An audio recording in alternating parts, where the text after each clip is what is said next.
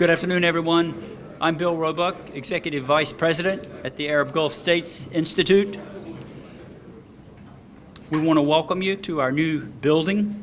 Our actual offices are up on the 6th floor. We welcome and invite all of you to come up and visit us one of these days. We're delighted to host you here today for this event. Before I introduce our speakers, I want to welcome our VIP guests. First, Ambassador of Kuwait, Her Excellency Sheikha Zain Al-Sabah. Ambassador of Iraq, His Excellency Nazar Al-Khairallah. Saudi Embassy spokesperson and representative for the Ambassador, Fahad Nazar. Ambassador of Jordan, Her Excellency Dina Kawar. And other distinguished diplomats, including Tim Lenderking, a senior official here and who is a Bureau of Near East Affairs official at the Department of State. We also have several members of our AGSI's Board of Directors present, Ambassador Skip Edward Ghanim, William Nash, and George Salem. As part of hosting today's event, we are celebrating the 10th anniversary of the launch of the Institute. And we're also delighted to have recently completed a refresh of our branding, including a slight change to our name. Let me give you just a couple of admin notes as well for today's event. There will be a reception after the program in the adjacent space, and everyone, of course, is invited to it. I would also note, for those who wish to do so, there are donation cards on chairs and in the reception space to help support AGSI into its next decade. We are delighted to have with us today His Excellency Jasem Mohamed AlBudaiwi. Welcome, sir. Secretary General of the Gulf Cooperation Council, for a discussion of key regional issues with AGSI President Doug Silliman. With the 10th anniversary theme, they will also look back over the work of the GCC over the past decade and project forward and look at some of the expected issues in the coming decade. Secretary General AlBudaiwi assumed his role on February 1st, 2023. Before his appointment, he was Kuwait's ambassador to the United States. The Secretary General started his diplomatic career in 1992 and has held several additional prominent positions, including Kuwait's head of mission to the European Union from 2017 to 2022, with overlapping assignments as head of mission to NATO and ambassador to Belgium. He served as Kuwait's ambassador to South Korea from 2013 to 2016. Moderator Douglas Silliman previously served as U.S. Ambassador to Iraq from 2016 to 19 and U.S. Ambassador to Kuwait from 2014 to 16, among an impressive list of diplomatic assignments over a distinguished 35-year career. And two short program notes. There will be a Q&A session after our moderated conversation, and there will be a roving microphone to ensure that questioners can be heard in posing their questions. I'd also note that the event today is on the record and is being recorded. And with that, Doug, over to you.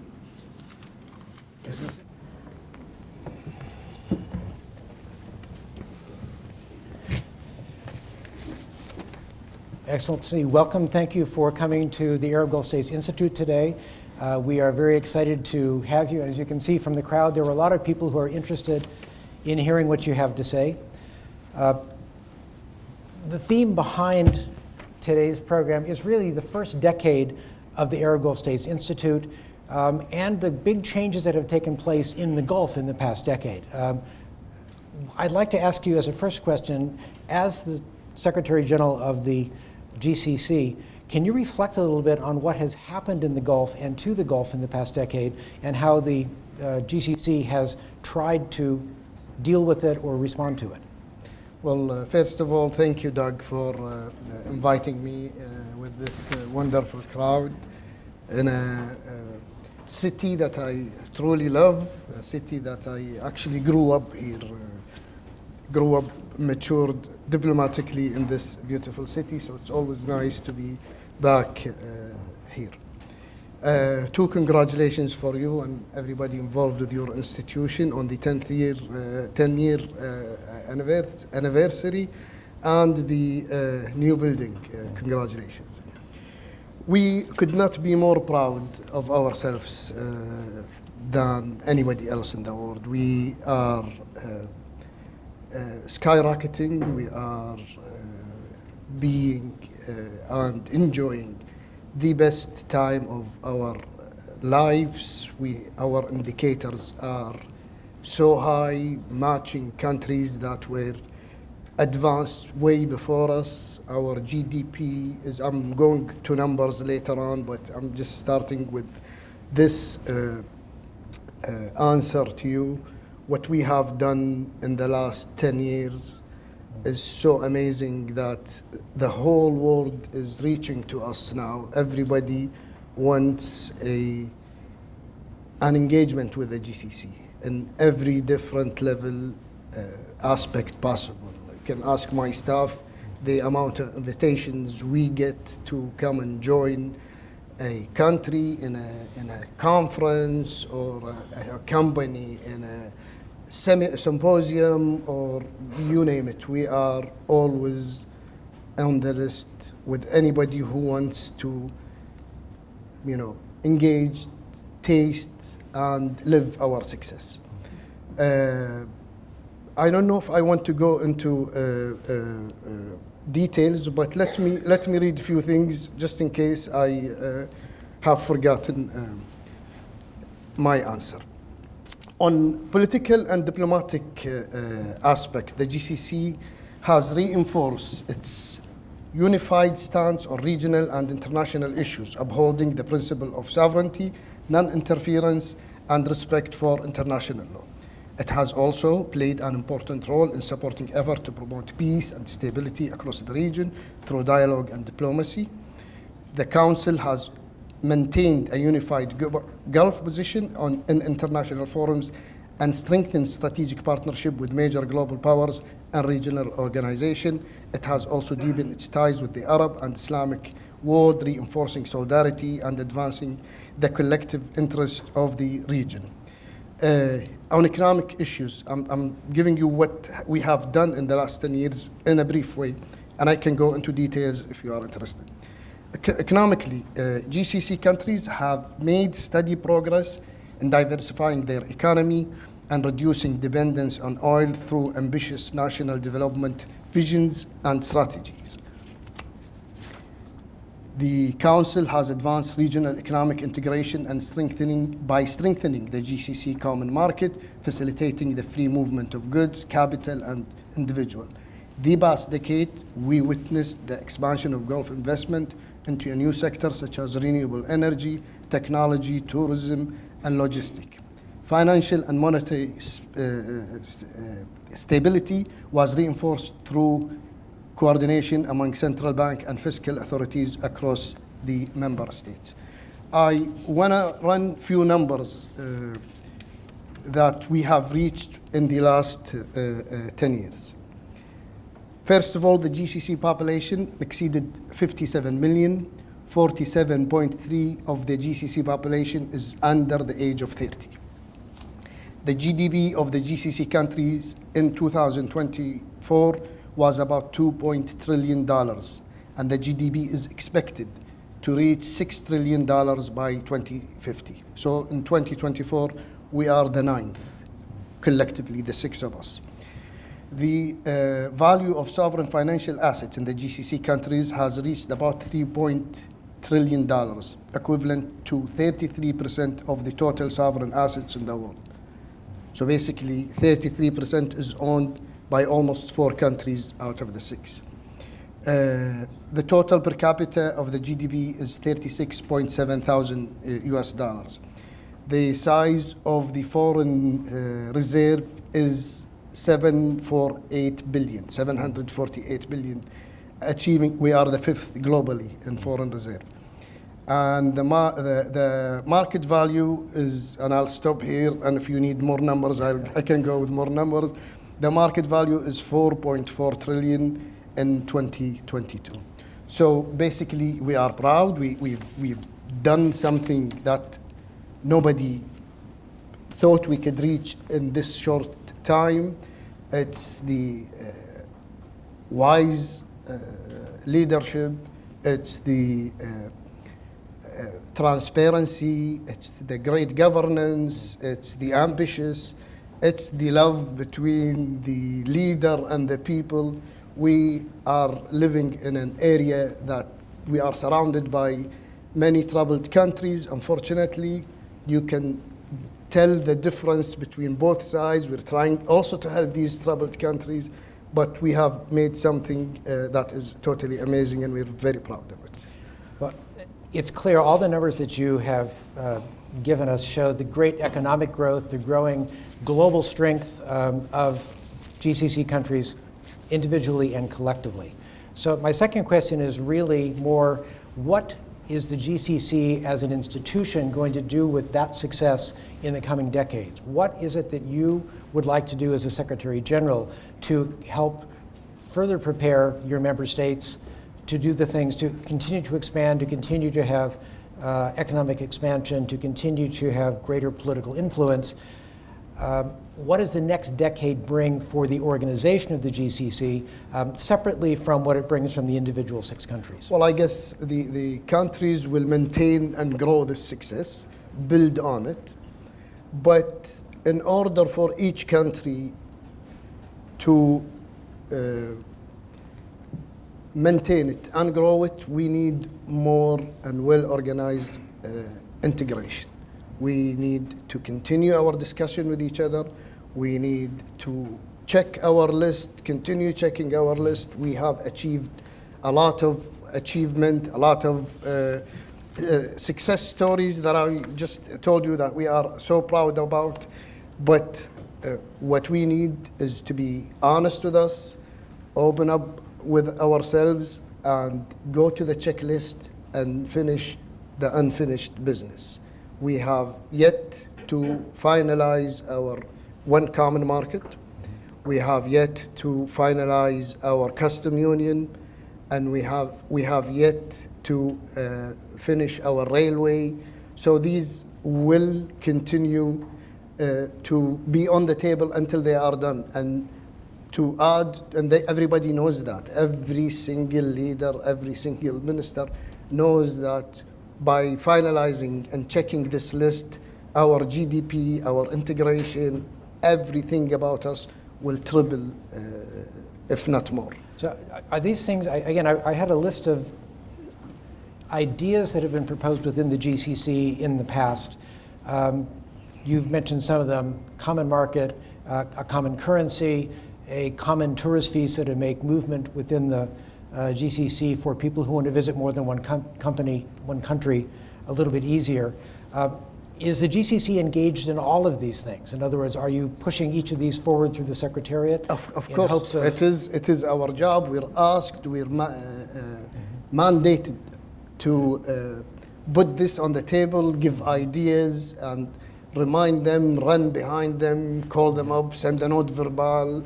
It's your job. This is the Secretariat basically job to remind the countries. Sometimes they think we are too annoying because we keep pressing issues that we want to see on the table and finalized.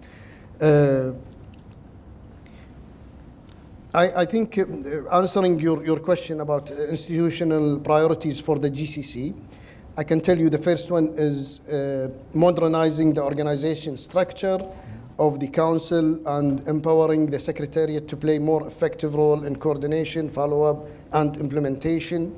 Follow-up is a major challenge, and as I told you, it is really the key tool you have in your hand in order to make everything happen. Digital transformation, adopting unified digital system to facilitate joint Gulf action and accelerate decision-making process. We're working on a app now called Ta'awun, where we'll have, you can basically, you don't need to go to the secretariat. You can literally work at home because you will have everything in that app. And we're in the testing, I guess, phase. Enhancing efficiency and governance to ensure transparency, accountability, and the effective development of collective initiatives and programs.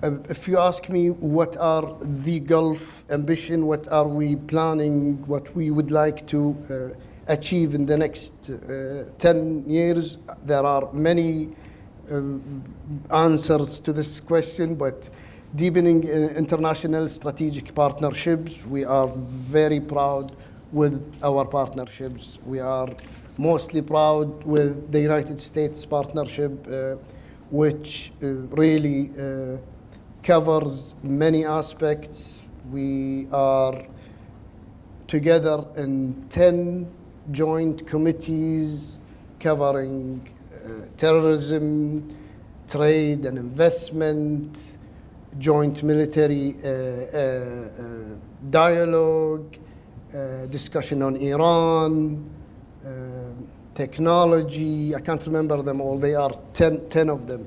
Cybersecurity, maritime security. We are engaged with the United States on a regular basis doing that. We're also having a very important strategic partnership with China. We are also committed with them in many committees. The EU is one of biggest customer, really. We are engaged with them in a regular basis. So deepening our international strategic partnership is very important. Now we're having the same discussion with the ASEAN, with the C5, with Mercosur, maybe Africa, the African Union, Australia, New Zealand. We're everywhere, and this is one major aspect of our pride.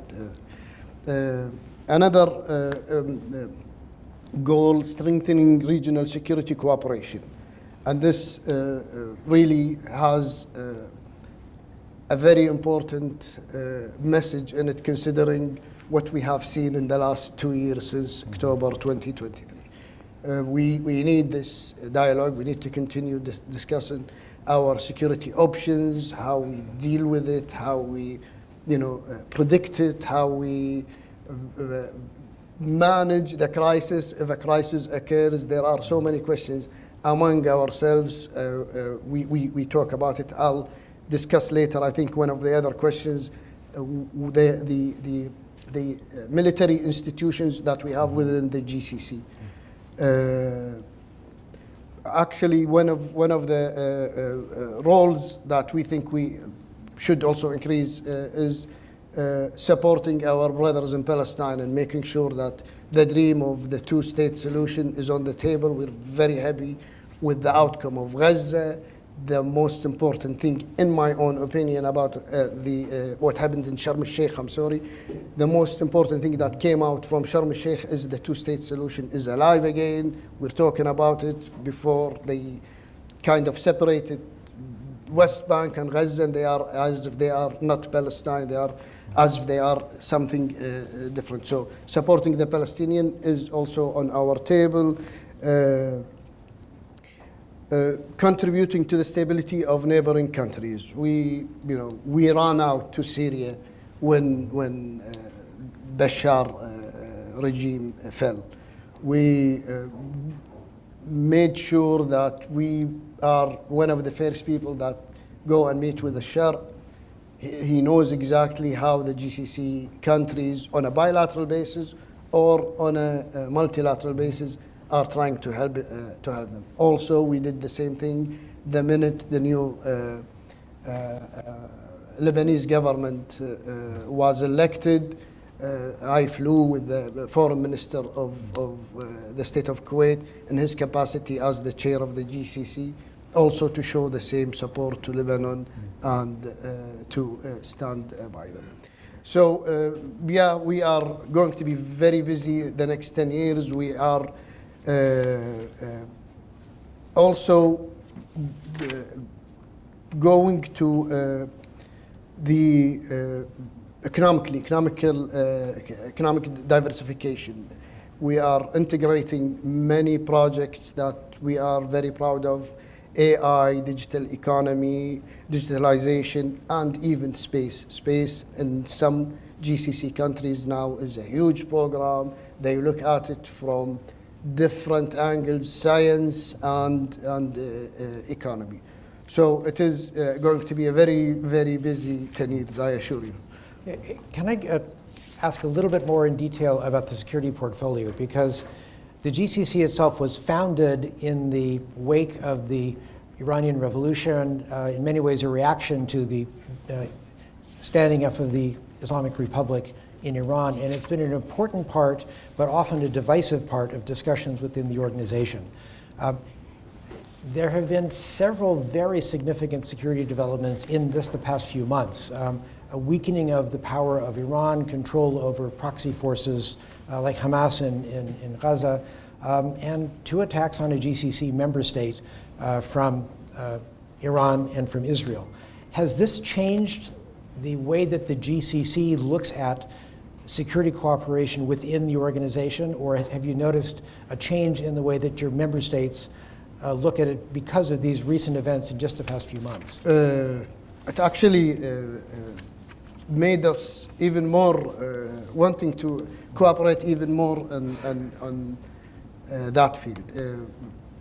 Definitely these two attacks on the state of Qatar are a major betrayal of a country that has played a wonderful role regionally and internationally, a country that was helping both countries, with their own problems. What happened, made us look around ourselves and decided to even do more. I'll come back to this, but before I do that, when you talk about the region, the security of the region, in March 2024, we have introduced in a celebration in the headquarters of the GCC, the GCC vision for security in the region.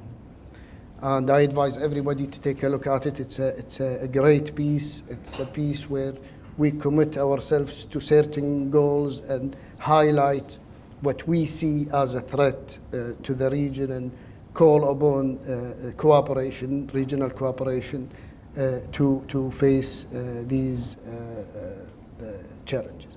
Now, after the 2 attacks on Qatar, we had 2 very important meetings. After actually the first attack on Qatar, we had a ministerial meeting, and ministers of foreign affairs. And then on the second, I'm trying to remember the sequence, and on the second attack on Qatar, we had a summit, a GCC summit, which was on the margin of the Arab Islamic Summit. And the GCC leaders called upon the ministers of defense to meet as soon as possible to talk about how do we enhance our defense and security capabilities. And we did. 2 days later, also in Doha, we organized a meeting for the defense ministers. 4 major points were discussed or agreed upon. First is to increase our military intelligence cooperation, exchange of intelligence, to increase our military exercises. 3, we are engaged in the GCC in a joint umbrella of missiles system, and we're building that. We're trying to connect everybody into this dome. The third point was to speed up the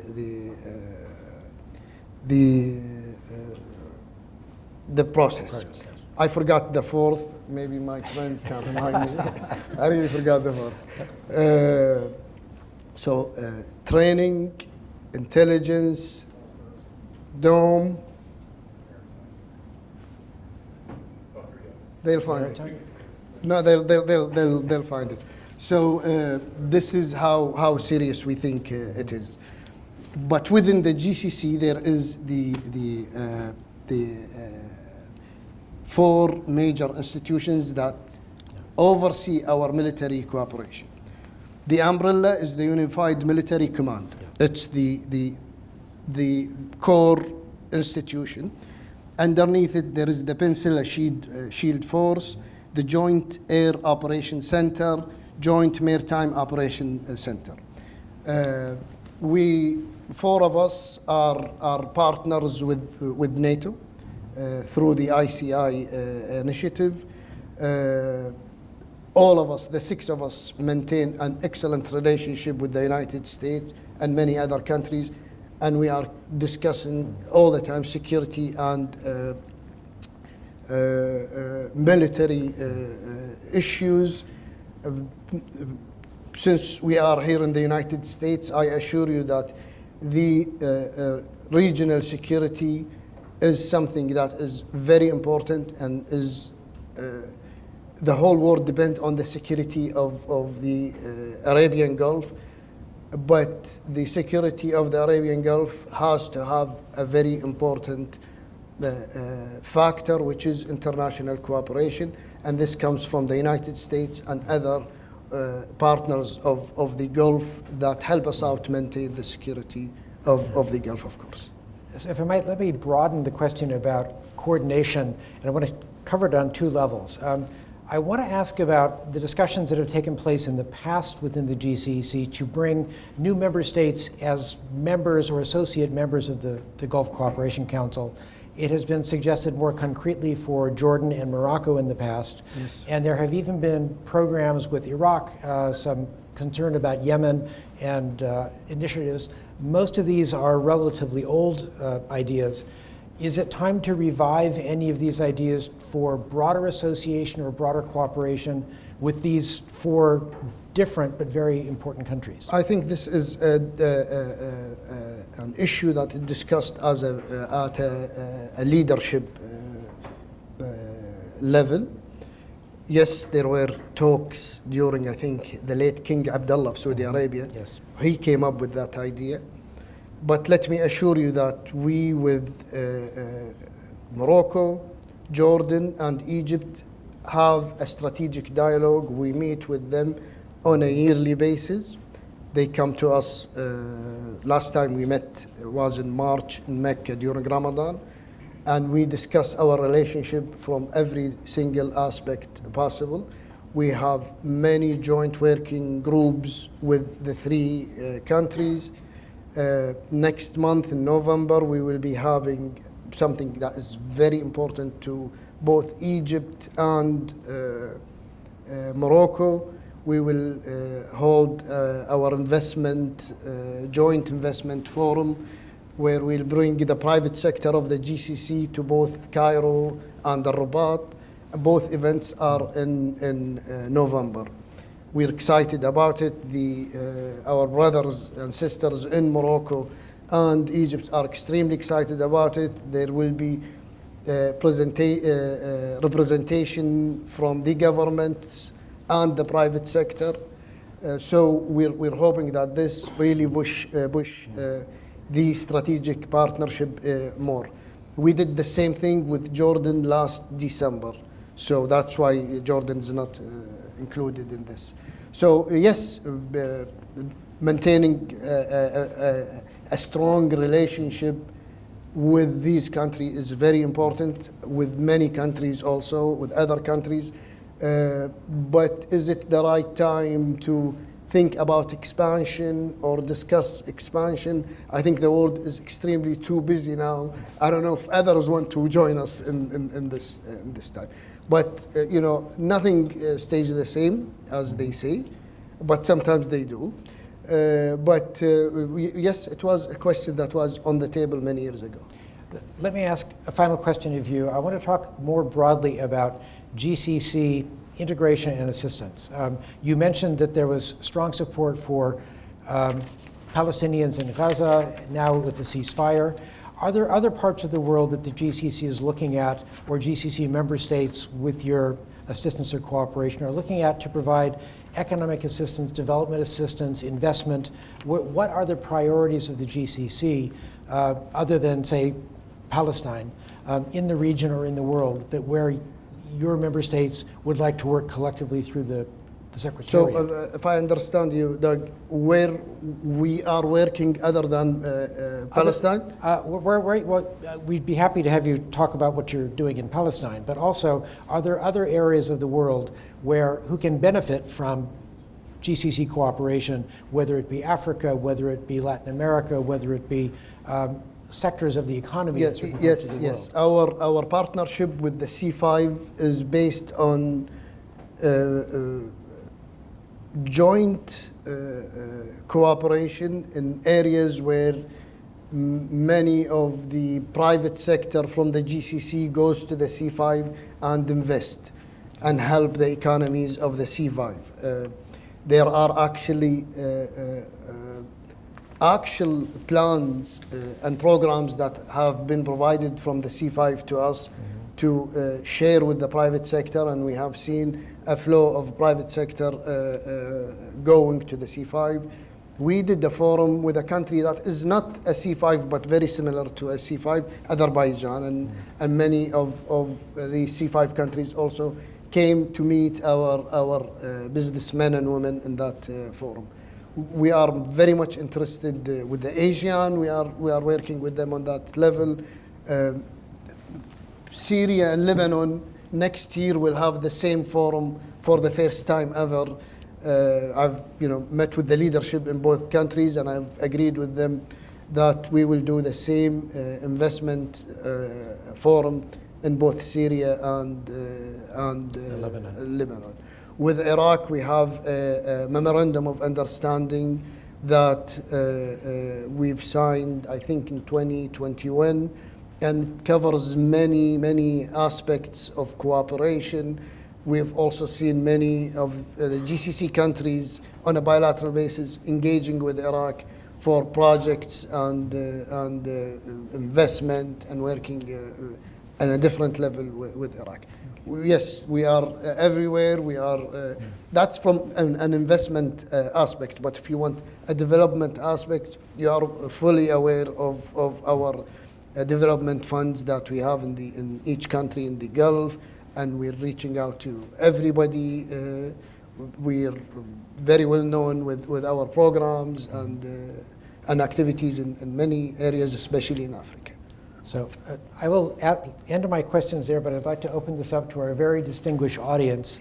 If anybody has a question, please just raise your hand and wait just a moment as we can bring the microphone to you so you can be heard on the tape. Do we have any questions? Yes, we have. And please introduce yourself. Yes, thank you. Thank you very much. My name is Amal Mudallali. I'm the former Lebanese ambassador at the United Nations. I have a question about space, because you mentioned space that is becoming important economically and scientifically in the Gulf. Are there any plans to start a GCC space agency, as the EU space agency, Latin American and Caribbean space agencies? And the other question is, the Europeans, after the Golden Dome here, they ramped up their investment in defense and in communication in space. How did this affect your thinking about defense spending and plans for the future? Is it bringing you to have more investment, more funding for space and for even defense in general? Are you worried at all about this, or you see it as a positive thing? Worried about what? I don't see the worrying something. You just mentioned that after the Israeli attack on Qatar, yes, you were worried, you were concerned, you had this meeting and stuff like that. Worried in the sense that you want to have a Golden Dome for the Gulf, something similar to protect you against. But we thought about the dome before the attack. something that we've So can you tell us the plan, I mean, what kinds of plans you have for the future and how this changed it? Thank you. On the space, ma'am, I've heard this idea. I can assure you I've heard it, and I've heard people talk about it. Is it on the table? No. There is no discussion, no formal discussion on the need of a space agency. On the defense, I think I covered your question, I'm sorry. But we are very much interested in upgrading all of our systems, upgrading our policies. As I told you, what happened to Qatar was a wake-up call to all of us. And the speed of coordination in security and military, I assure you, has been elevated. And we don't miss any chance in order to cooperate. The details of investment in defense capacity is something that we have to. It's an essential point. We need to continue investing wisely on our security from different fields and ways. Cyber security, energy security, military, it's there. Thank you so much. So I'll go to this side of the room here, on your left. Any questions from anyone over here? Please, we'll go right here first. Thank you, Your Excellency. Thank you, Ambassador, and happy anniversary. My name is Ihab Al-Sombati. I'm a partner in the global law firm DLA Piper. As Your Excellency mentioned in relation to the amazing stuff that is done by the development funds that every country in the Gulf states is having and is doing prominent jobs since, I think, tens of years. We look at the sovereign wealth funds with great admiration in the Gulf states. And I myself, I was a Deputy General Counsel of one of them for 17 years. And of course, all of these funds are run on economical basis. And they have to be running for the economical return, achieving the investment strategy according to their asset allocation policies, and so on and so forth. And we hear about the amazing initiatives of every one of them in terms of either AI, data centers, infrastructures, and so on and so forth. Is the GCC Secretariat coordinating or developing an initiative to make sure that all of this, like trillions of dollars owned by the nationals and the citizens of the GCC country,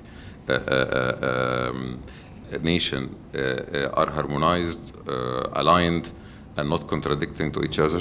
Thank you. Yes, we are.